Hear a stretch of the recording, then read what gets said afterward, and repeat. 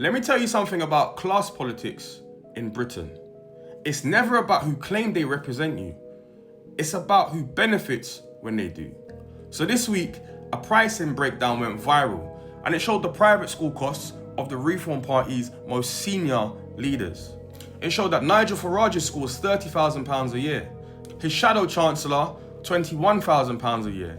The deputy leader, £34,000 a year. But his head of delivery went to a staggering £60,000 a year school.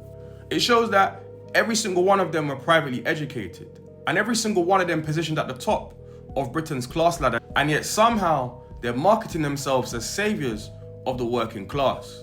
And this is one of the oldest tricks in identity politics and British politics as a whole. People with elite backgrounds, elite schooling, elite access and elite networks putting on the costume of ordinary Britain. This is class performance, not class experience. Because working class struggle is not just about money, it's about precarity, insecurity, lack of safety nets, and navigating systems that were never designed for them. And the people leading Reform UK have never faced that reality.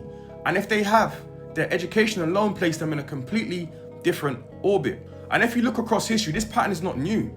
Most far-right leaders from Europe in the 1930s to America in the 1960s to modern day movements across the West were not working class at all. They all came from wealth, education, property, military rank, elite universities, and they used the frustrations of working class people to build mass movements that ultimately serve elite interests, not ordinary lives. It's a political formula. Elite leaders plus working class anger equals far-right mobilisation. And here's the reality of it all. The reason this strategy lands is because Britain has a nostalgia problem. People are angry, disillusioned, priced out, unheard, and these nostalgia politicians step in with a simple villain narrative and simple promises. But class politics without class analysis, that's just marketing.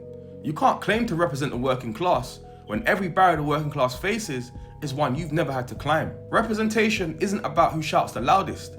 It's about who understands the terrain.